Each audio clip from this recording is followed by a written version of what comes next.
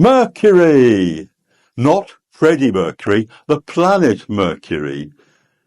Some of you may remember I used this balloon as a demonstration of planets in previous videos, and I'm using it now because Mercury is the smallest planet in our solar system.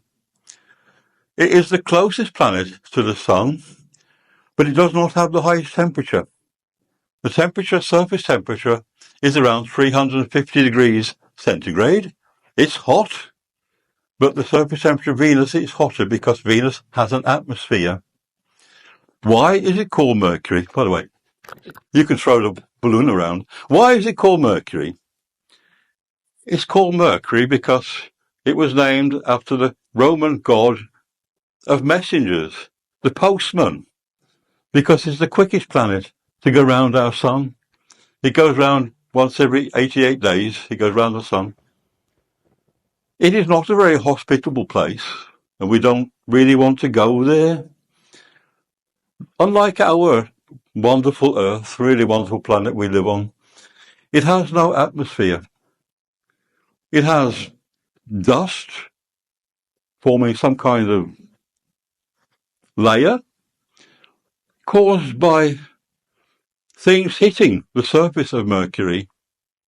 Things like the solar wind, which we talked about, meteorites, all hitting the surface of Mercury. It is the smallest planet in our solar system. It has a very low gravity, as you imagine, because its mass is smaller. We have studied Mercury in great detail with satellites that have gone there. It's taken a long time to reach there.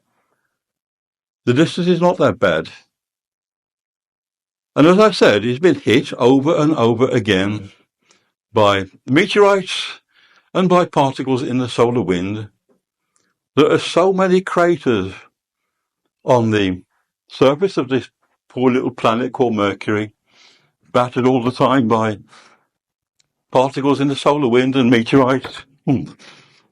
Probably break my little Mercury in a while. But there's so many craters, and humans, we like to give names to things. So we give names to the craters on Mercury, and they're all named after poets, authors, other people from the arts.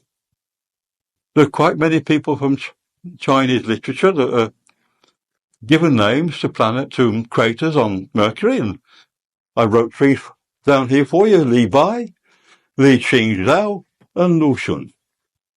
Names of three Chinese authors that have a crater on Mercury.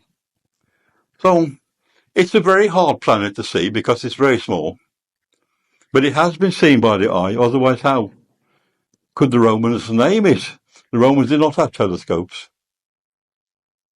An interesting event occurred in about 1650, I think it was, I don't know, when this little planet, Mercury, went past the sun, and it left a shadow on the sun's surface, transiting past the sun.